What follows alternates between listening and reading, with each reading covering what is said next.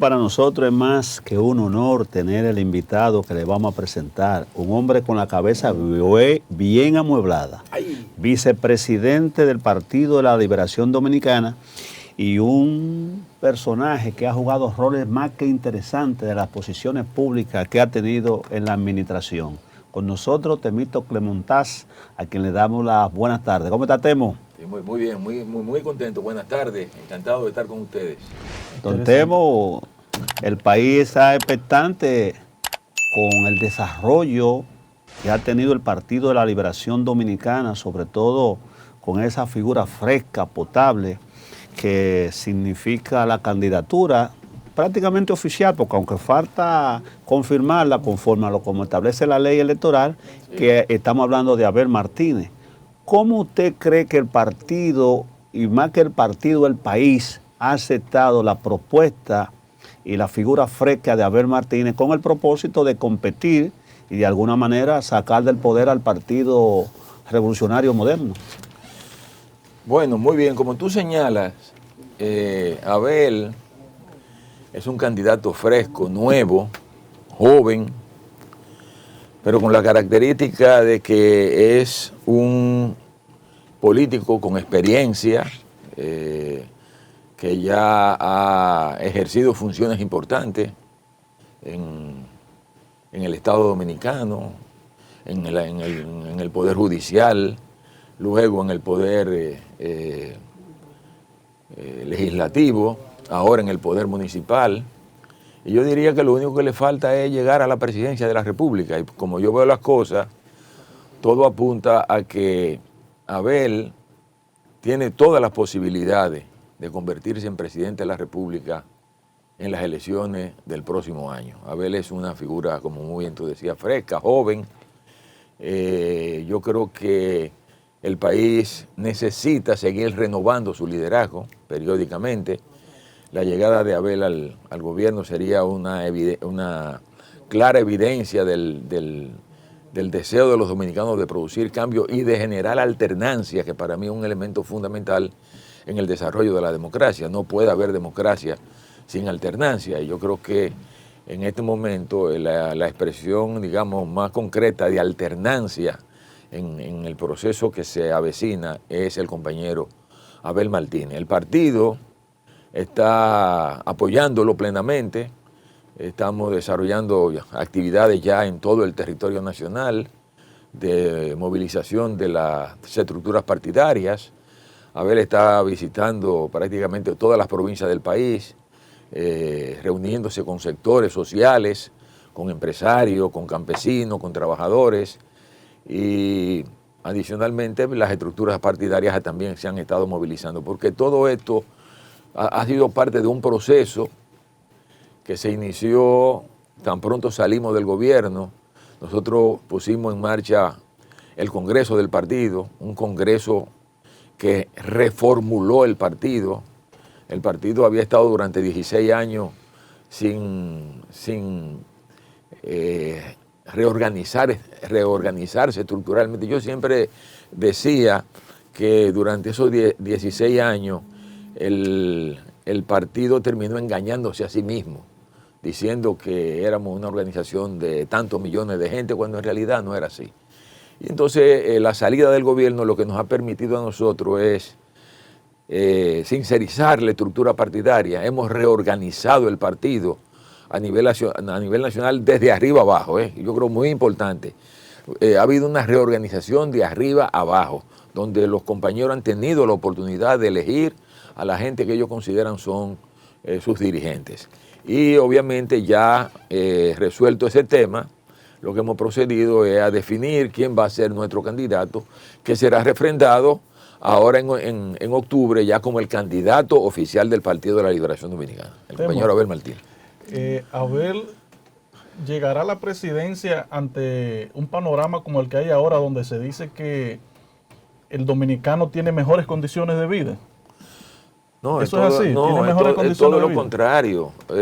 Yo creo que ustedes son comunicadores sociales y que conocen el devenir de este país, saben muy bien que al PLD se le puede criticar lo que sea, pero Si ustedes ven lo que ocurrió desde el año 2004 hasta el 2020, aquí se produjo primero la solución a la crisis bancaria que se había generado en el gobierno de Hipólito Mejía.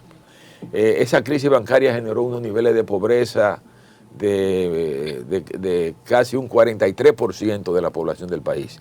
O sea, entre el año 2002 y el año 2003, alrededor de 1,5 millones de dominicanos pasó a ser pobre.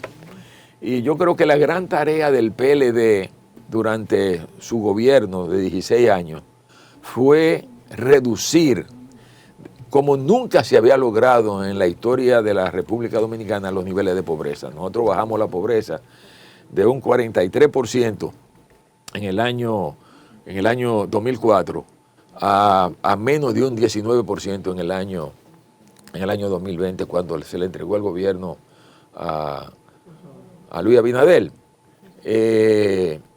O sea, hubo un incremento importante de la clase media. Yo siempre he señalado que una de las cosas positivas de los gobiernos del PLD fue que durante, particularmente la gestión del compañero Danilo Medina, el país se convirtió en un país de clase media. Y ustedes lo ven en la calle.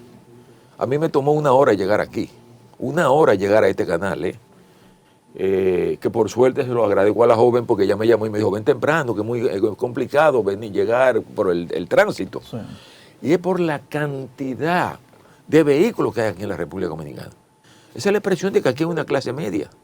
O sea, porque el pobre no tiene un carro, no, pero ya la persona de clase media puede darse el lujo de tener un vehículo. Entonces, todo eso se logró en el gobierno del Partido de la Liberación Dominicana, una expansión enorme de la clase media, hasta el punto de que los porcentajes de clase media superaron a los porcentajes de gente pobre en los gobiernos del compañero Danilo Medina. Lo preocupante, para responder tu pregunta, porque yo creo que la introducción era importante, es que ya a lo largo de los últimos 2 años, esa tendencia ha cambiado y ahora de nuevo comienza a subir la pobreza y a reducirse el nivel de clase media.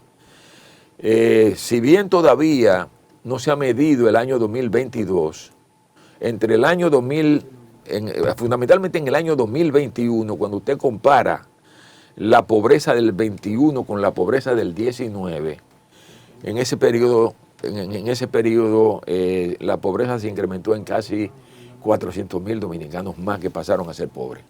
Y obviamente hubo una reducción importante también de la clase media. Es muy probable que en el año pasado eso se haya incrementado por una razón elemental, que ustedes lo conocen, el deterioro de las condiciones de vida, que se expresa en el hecho de que durante los últimos 2 años, de manera permanente, hemos tenido niveles de inflación por encima de la meta del Banco Central. El Banco Central te hablaba a ti de inflación del 4%, que era su meta.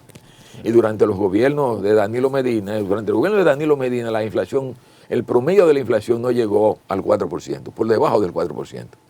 Los últimos 2 años la inflación ha estado por encima del 7%. Y eso significa que si tú ganabas hace 2 años 250,000 pesos, esos 250,000 pesos de ahora son 210,000 pesos de ahora. Esos 250,000 pesos de hace 2 años son 210,000 pesos de ahora. Sí. O sea que se ha perdido capacidad adquisitiva. Y eso lo ven ustedes cuando van al supermercado. Lo ven las mujeres cuando van a comprar la comida para garantizarle la alimentación a sus hijos. O sea, la dificultad que tenemos hoy con eso. Entonces, ha habido un deterioro de las condiciones de vida evidente que se expresa en un descontento de la gente cuando tiene que ir a comprar en los supermercados. Mira, y en los mercados. Uno que ha sido un observador de los procesos políticos dominicanos, hemos visto, dice el doctor Sixto Moya, un gran maestro de la exponencialidad política, que en política no hay sorpresas, sino que hay políticos sorprendidos. Frente a lo que se avecina en este incremento, digamos, de los nuevos rostros de la pobreza, es una clase media que va para abajo económicamente. Correcto. Totalmente de acuerdo contigo. Ahora bien, hace 2 años, cuando el PLD sale del poder, nadie podía pensar que en cuestión de meses el PLD podía levantar cabeza, en el sentido de que hubo una situación aplastante, un pueblo que se lanzó a salir del PLD con Cardero, y de momento dice, bueno, ya el PLD se murió. Resulta que este gobierno, como yo le llamo, son unos revive muertos.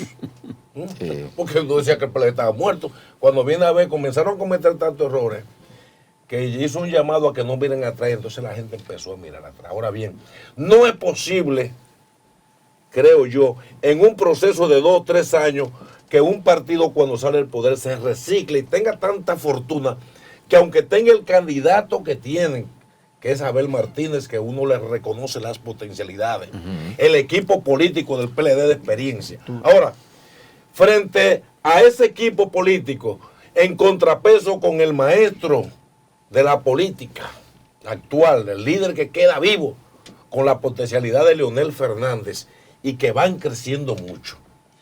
Ahora habrá que deponer entre uno seguir buscando su propia revolución o decidir qué van a hacer el PLD y la Fuerza del Pueblo si en verdad quisieran que el PRMD salga del poder. Por ahí hay un... Mire, nosotros en el Partido de la Liberación Dominicana hemos discutido la situación, pero entendemos que en este momento lo fundamental es posicionar al compañero Abel. O sea, el PLD tiene que trabajar para posicionar al compañero Abel Martínez como el próximo ganador de las elecciones del año 2024. Si el PLD ahora se mete en la carrera de alianza y ese tipo de cosas, eso no se va a lograr, no vamos a lograr eso. Y por tanto, cualquier cosa relacionada con el tema de alianza será un tema para más adelante. O sea, nosotros pensamos que ese es un tema que habrá que verlo ya agosto, septiembre de este año. Por ahora, todo el esfuerzo es trabajar para convertir a Abel en la opción de los dominicanos, que Abel sea el candidato que prefieran los dominicanos en las próximas elecciones. Y ya después hablamos de alianza. Recuérdense ustedes que el PLD ganó todas las elecciones que ganaba, siempre la ganaba aliado. O sea, el PLD hizo alianza, la hizo alianza en el 2004, la hizo en el 2008, la hizo en el 2012, la hizo en el 2016.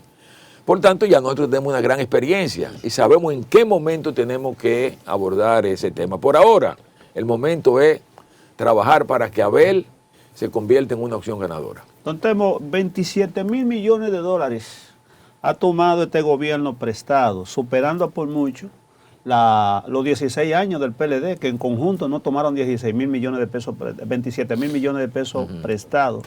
¿Está el país en capacidad de poder asumir con responsabilidad los intereses y capital de esos préstamos en los actuales momentos? Bueno, déjeme decir lo siguiente. Si por alguna razón se le cerraran los mercados de capitales, aquí habría una crisis. Y por esa razón, el gobierno tiene que hacer lo indebido por lo menos garantizar el pago de los intereses de la deuda. Explique eso, que no entendí. Fíjense que lo que ocurre. En los temas, digamos, de endeudamiento, quienes te prestan dinero a ti, lo que evalúan para saber si tú estás en condiciones de pagar o no pagar, es si puedes pagar los intereses de la deuda. No el capital lo tienen, pero a ellos en un determinado momento es los intereses de la deuda. El problema en la República Dominicana es que a lo largo de los últimos años, los intereses de la deuda han ido creciendo. Y en la medida en que los intereses de la deuda crecen, en esa misma medida los actores internacionales comienzan a preocuparse.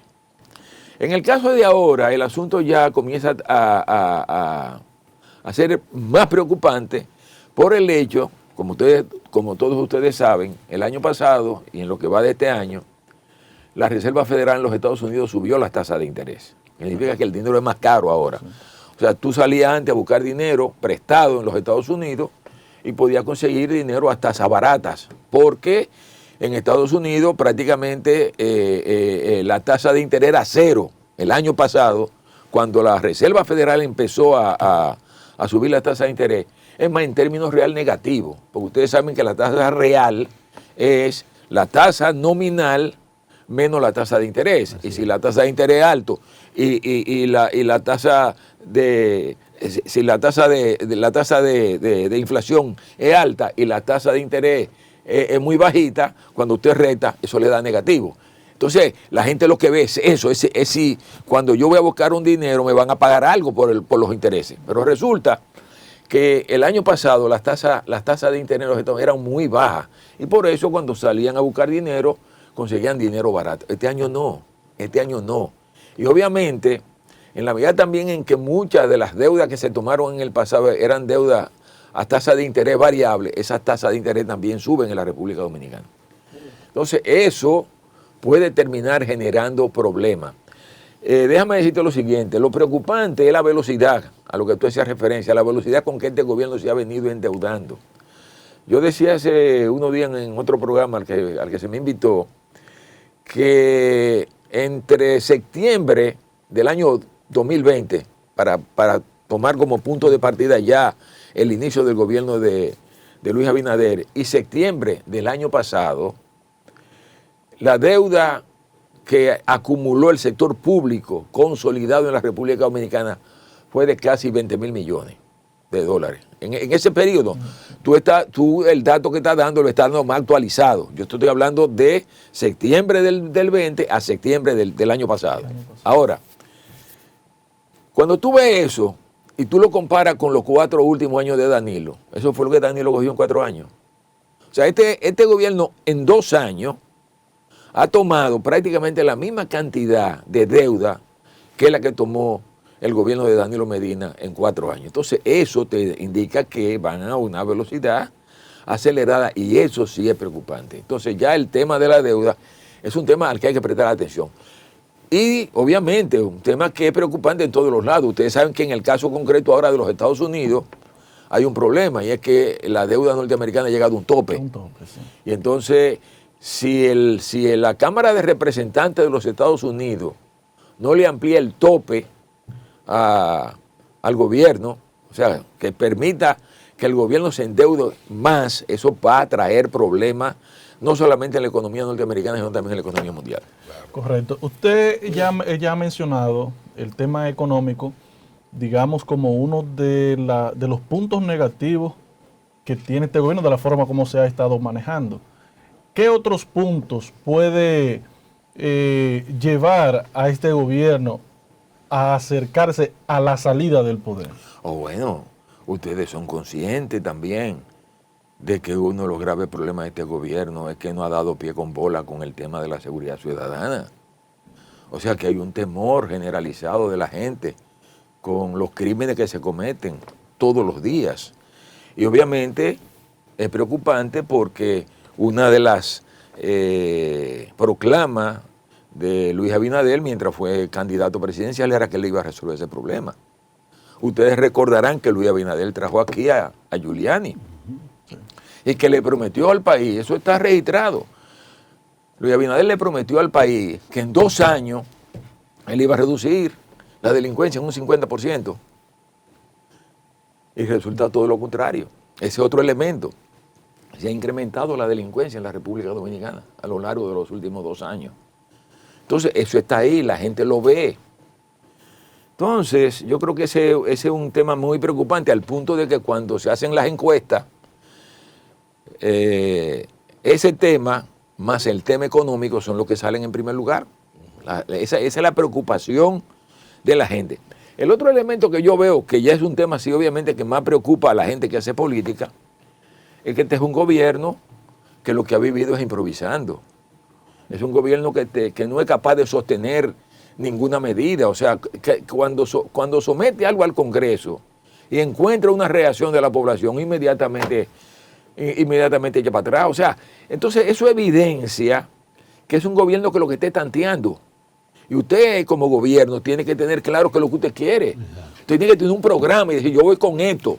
Pero ustedes acaban de ver lo que acaba de ocurrir con el proyecto de ley que envió al Congreso, donde se establecía una serie de mecanismos para y hay más impuestos inclusive a la población para para facilitar. Estamos hablando del proyecto de trata de personas. De trata de personas. Pero no solamente eso, han habido ya una cantidad enorme de iniciativas que desde que él ve que en las redes sociales comienzan a cuestionarle eso, sale huyendo. Entonces así no se gobierna un país. Un país no se gobierna así. Entonces usted tiene que tomar la decisión. O sea, con esto no quiero decir que eso estuviera bien, ese proyecto. Lo que quiero decir es que cuando usted toma una medida, tiene que ser una medida que usted tiene que pensarla bien. ¿Tú me entiendes? Porque entiende que va en beneficio del país, pero no, usted toma una medida y de que aparecen dos o tres gente que le está la cuestión, la echa para atrás. Entonces eso es improvisar. Don Temo, el capitán de empresa de la República Dominicana, Pepín Corripio, emitió ayer una serie de juicios de valor a favor del presidente o el expresidente Leonel Fernández, y entre otras cosas dijo que el expresidente Leonel Fernández es la única maquinaria política que tiene el país y un estadista de Latinoamérica, después de Juan Bosch y de Joaquín Balaguer, no hay más nadie para sustituirlo en política. ¿Usted refrenda eso o está en contra? Yo soy muy amigo de Pepín, pero yo no comparto esa opinión. ¿Por qué, don Temo? Porque yo soy de lo que creo que realmente aquí hay un capital político grande. Aquí en la reunión hay mucha gente con capacidad. Y ustedes saben muy bien que yo he sido el abanderado de que hay que estar renovando permanentemente el liderazgo. Don Temo, sin que sea personal, porque el país, y yo mismo me he preguntado, bueno, ¿y qué aconteció entre Temo y Leonel? Porque usted fue uno de los principales colaboradores de él, inclusive el doctor Leonel Fernández, si se quiere, y no cometo yo una indiscreción con esto, le dio a usted un trato hasta preferencial. Y de repente vemos que Temo le cae encima y ataca a Leonel Fernández. ¿Hay algo personal o qué aconteció no es nada en personal. términos de algún desaire que le hiciera a Leonel Fernández en su gobierno? Nada de eso. Sí. Y además no es un tema de enemistad, es un tema político, es un tema de Si usted va al doctor Leonel Fernández, lo saluda. Claro que sí. Además es un tema que yo creo en la necesidad de la renovación permanente del liderazgo. Yo creo que se le hace bien a la democracia que periódicamente el país tenga la posibilidad de elegir una gente nueva. Porque eso es lo que fortalece la democracia. ¿Por qué la democracia norteamericana es una democracia de instituciones? No de personas. Porque ahí se renova periódicamente. Usted sabe que usted va a gobernar, tiene derecho a gobernar 8 años y se va. Y no importa que usted sea viejo o sea joven. Obama se fue jovencito. Clinton se fue jovencito. George Bush se fue jovencito. Y como lo decía en una ocasión Obama en un discurso, que a él le hubiera gustado seguir, que él era joven, que a él le hubiera gustado seguir, pero que él sabía que institucionalmente eso no podía ser. Porque en Estados Unidos estaba establecido que eran 2 periodos y te vas para tu casa.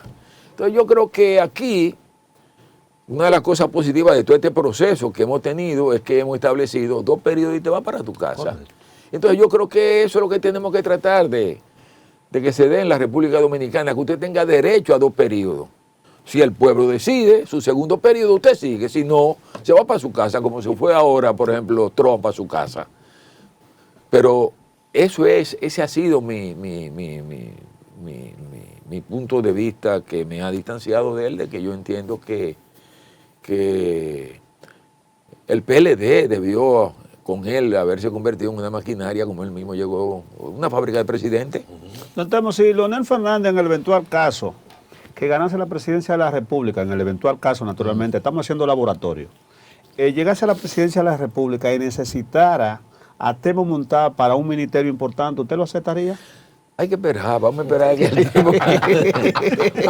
vamos a esperar el desarrollo del acontecimiento, que yo quiero que gane Abel. Es Abel que va a ganar. Lo bueno es que no hay nada personal. No hay nada personal. En ese mismo sentido, Temo, usted ha hablado de la experiencia, ha hablado de que este gobierno ha improvisado mucho, pero el PLD tiene un candidato joven. Sí. O sea, ¿cuál es esa fortaleza o cuáles son esas condiciones que tiene Abel que no lo llevarían a tropezar tanto como ha hecho? Bueno, el tema es que ustedes saben muy bien que el PLD gobernó 16 años y tiene una experiencia, tiene una infraestructura humana preparada para gobernar, que sabe lo que hay que hacer. Yo creo que esa es la gran diferencia que ha demostrado el PLD a lo largo del tiempo. Lo que nos ha diferenciado a nosotros del PRD en su momento y del PRM también ha sido el hecho de que el PLD es un partido exitoso desde el punto de vista de realizaciones a nivel del gobierno. Y esa masa humana que se formó en el PLD junto a Juan Bosch está ahí, preparada para ayudar al compañero Abel, ayudarla y para que eche para adelante, que sigamos gobernando y echando el país para adelante. Este gobierno, bueno, Juan Bosch habló de nosotros lo que nos criamos en la escuela boschista, digamos, Bosch dio cátedra en el país en composición social dominicana, hablando de las diferentes clases sociales. Pero jamás a Juan Bosch se le ocurrió pensar que podía existir un nuevo sistema llamado la popicracia.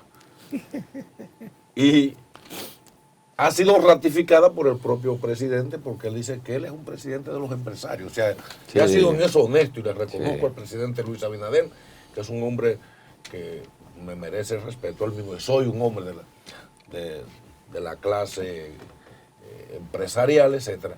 Pero eso ha dejado entonces de lado a todo un pueblo y a unas clases medio huérfanas. Sí. ¿Cómo ve usted, a partir de esa experiencia del PLD, que mucha gente le indaga, no, que los PLDistas llegaron al poder, se convirtieron en una clase económica? Fíjate qué crítica Sí. frente a un gobierno que hoy entonces lo que se ha quedado es coludido con una cúpula. Sí. Esa experiencia, ¿cómo usted...? Mire, lo que hay que estar claro es que la gran riqueza que se generó en el país en los últimos 20 años se generó en los gobiernos del Partido de la Liberación Dominicana. O sea, el PLD sabe. Y el PLD lo hizo con una gran participación también de los empresarios. O sea, yo diría que los grandes beneficiarios, uno de los grandes beneficiarios del gobierno del PLD fueron los empresarios dominicanos. Pero no solo los empresarios. O sea, el PLD no solo pensó en los empresarios, entendía que era importante desarrollar el empresariado dominicano, porque el empresariado dominicano creaba empresas, y creando empresas se generaban empleos, y generando empleos se disminuía la pobreza, y eso fue lo que ocurrió en los gobiernos del PLD. O sea, que hubo disminución de pobreza porque se generó riqueza, y se generó riqueza porque se apoyó al sector empresarial. Pero te reitero, ahí pesó mucho ese criterio de que el Estado tenía que ser un instrumento para redistribuir riqueza. O sea, en los gobiernos del Partido de la Liberación Dominicana se puso en marcha la Ley de Seguridad Social, que es un mecanismo de distribución de riqueza. Todo el mundo tenía derecho a... Yo siempre pongo un ejemplo, que es bueno que ustedes lo tengan claro para que ustedes vean la diferencia. Cuando aquí se produjo la crisis bancaria del año 2003, aquí de buena primera, la pobreza se incrementó de un 28% a un 43%. Dice, ¿por qué tan fuerte se incrementó la pobreza? Porque no teníamos instrumentos desde el Estado para ayudar a la gente pobre. ¿Qué pasó? Cuando llegamos nosotros al gobierno, en el año 2004, pusimos en marcha la Ley de Seguridad Social. Comenzó gente a asegurarse, a tener derecho a ir a los hospitales y en algunos casos no tener que pagar dinero por los análisis que se le hacían y cuota de recuperación. Correcto. ¿Tú me entiendes?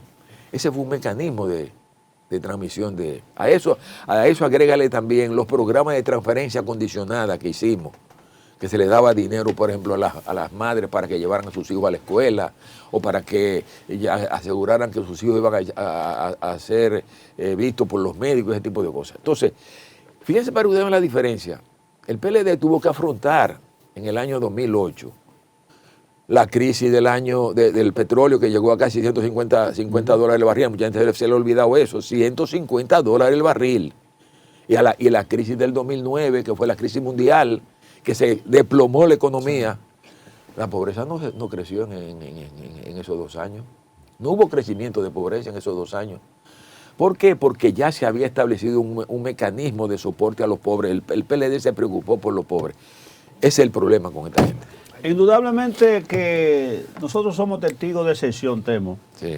Porque el PLD provocó una movilidad social extraordinaria. Correcto. Yo soy testigo de excepción, yo no tenía carro, no tenía casa, no tenía una serie de cosas que tengo hoy y Así tengo es. que admitir que lo conseguí en los gobiernos del PLD, tanto de Leonel Fernández Así como de es. Danilo De Medina. Danilo. Eso es una verdad de perogrullo. Así es. Pero el presidente de la República le acaba de decir a sus opositores que lo critican, que no ha hecho nada, que lo que da es Picasso, que lo que da es Palazzo, que el que quiera verlo, que le caiga atrás. ¿Con relación a qué usted cree que el presidente dijo eso? Mire, yo una vez dije que para mí la evaluación más dura que se le ha hecho a este gobierno me la hizo un campesino a mí. Yo le pregunté cuál era su valoración de la gestión gubernamental de Luis Abinader y me dijo, este es un gobierno de la televisión.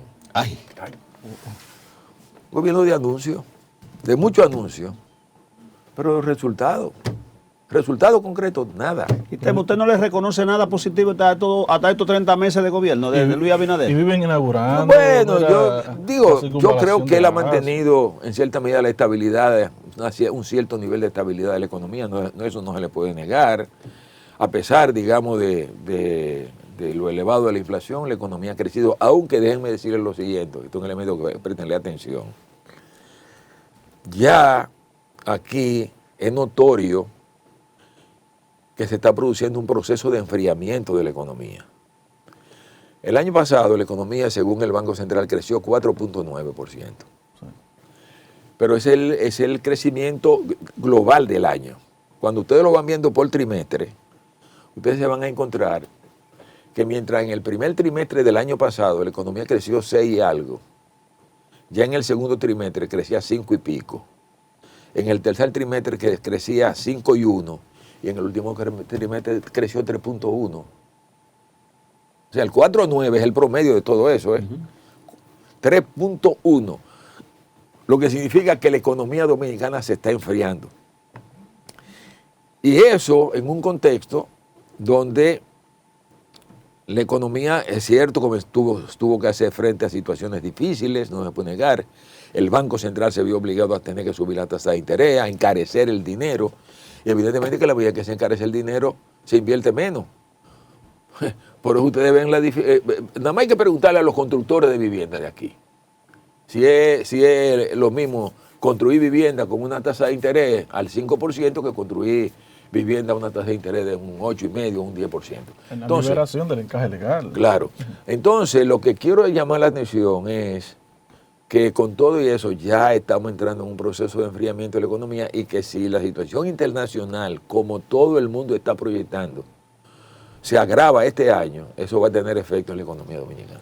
Mire, brevemente, Temo, mire, aquí este gobierno del empresariado, como ellos mismos lo llaman, hace mucho énfasis en el turismo como la gran espina dorsal de la economía, en detrimento de una diáspora que aporta miles y miles y miles de millones más en especie, otra cantidad que duplica incluso lo que claro. es. Entonces, yo a veces siento, porque además he sido un dominicano en el exilio económico, ¿no? Porque he estado en Estados Unidos muchos años, y uno siente que no se le ha dado, digamos, al dominicano de la diáspora el reconocimiento pleno de que si la economía hoy mínimamente camina más, ellos son más responsables y han aportado más que el turismo. Y déjame decirte apreciación? lo siguiente con relación al turismo, que bueno que ustedes lo tengan claro, porque ellos hablan mucho del turismo.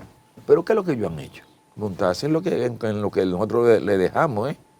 Ellos no han hecho nada nuevo, seguir lo que nosotros hicimos. Porque el grave problema de esta gente es que quieren ocultar que hubo una obra de gobierno. En la economía, o sea, cuando tú te pones a ver, ¿por qué la economía? ¿Por qué ellos hablan de la economía? En gran medida porque continuaron prácticamente desarrollando en cierta medida elementos importantes de la política económica que manejó el PLD. Por eso dejaron al gobernador del Banco Central. ¿Por qué no se llevaron? Si ellos entendían que el manejo de la economía en los gobiernos del PLD había sido malo, ¿por qué dejaron al gobernador del Banco Central? Entonces, ¿por qué lo dejaron? No, porque en el fondo es el reconocimiento de que en los gobiernos del Partido de la Liberación Dominicana, la economía se manejó correctamente. Y como tú señalas, aquí se recibe más dinero de la diáspora que el dinero que se recibe por turismo. O sea, esa es la realidad.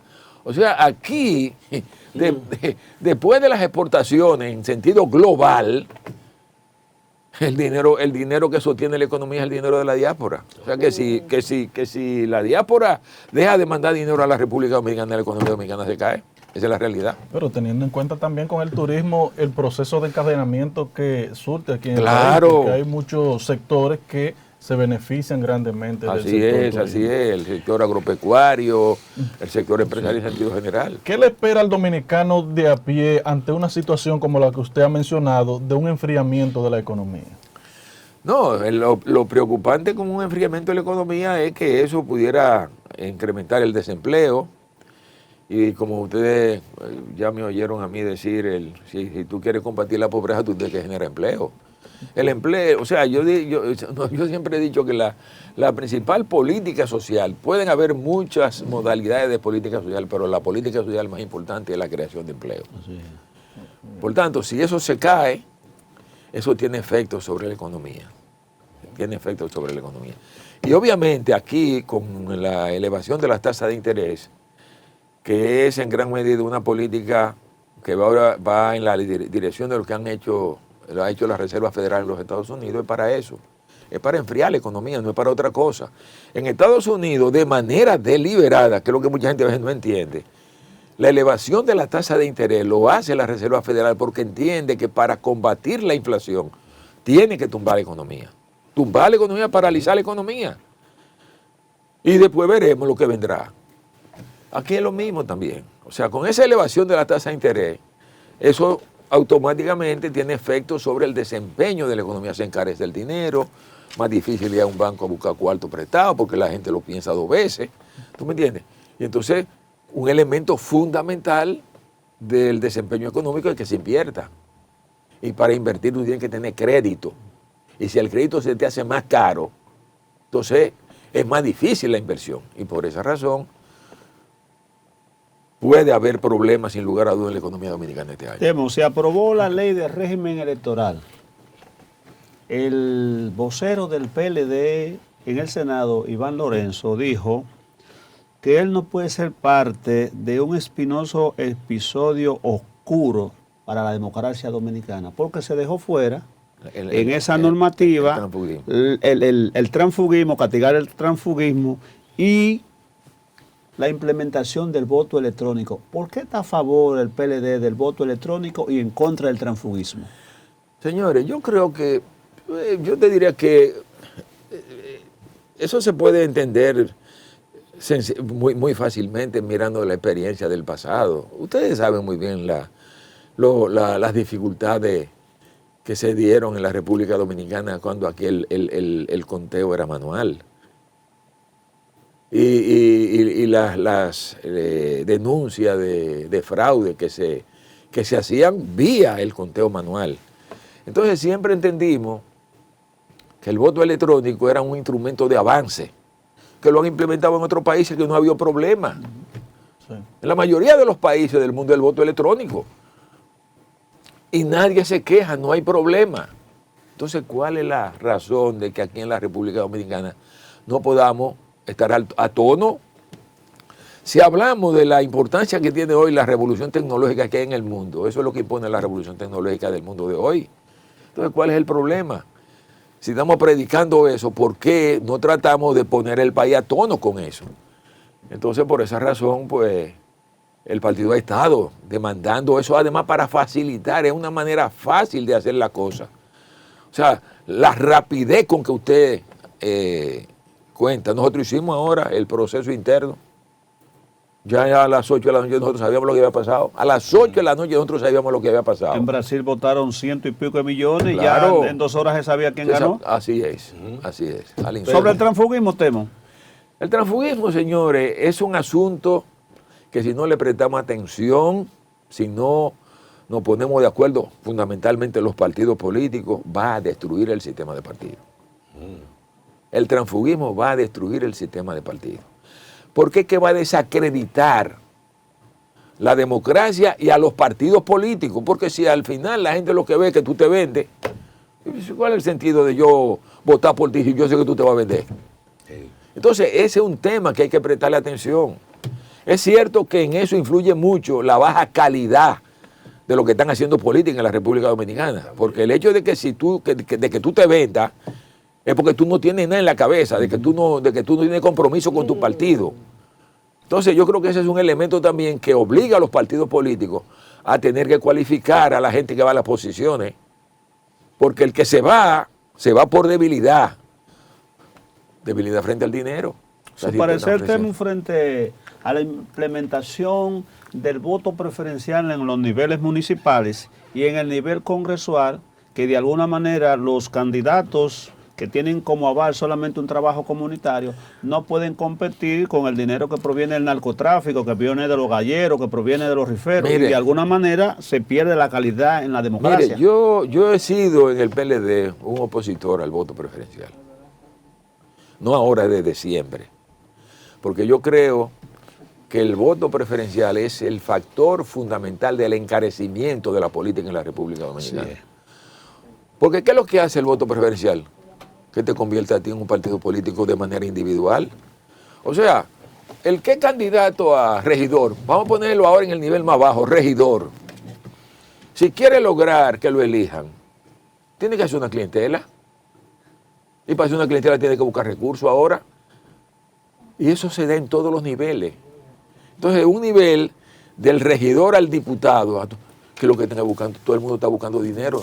Antes, yo fui diputado, yo no gasté un centavo, porque el dinero lo buscaba el PLD, Juan Bosch no permitía, es más, Juan Bosch no permitía que nosotros hiciéramos campaña, la hacía el partido, nos ponía a todos, y lo promovía a todos, y el dinero lo buscaba el partido. Ahora no, ahora es cada quien que tiene que buscar el dinero, entonces así no. Y entonces eso le abre la puerta al narcotráfico en la política en la República Dominicana. Gracias, Temo. Unas palabras finales. Tú estás en su mundo con el pueblo. No, yo encantado de estar con ustedes. Para mí ha sido un placer tener esta conversación. Yo creo que ha sido muy amena. Sí, bueno. Y además me han permitido hablar. Yo creo que es muy importante. Qué bueno, Temo. Pues nada, señores, amigas y amigos de su mundo con el pueblo, desde la República Dominicana para el mundo, Multimedia Su Mundo, donde no callamos ni ocultamos la verdad. Terminamos este programa de hoy. Le decimos quédense ahí en línea en Multimedia Su Mundo con esa parrilla de programación. Somos el multimedio más moderno de la República Dominicana. Y ahí se está preparando el megadivo de la televisión dominicana, que es Don Trifolio, con punto y coma a continuación. Ahí está ahí.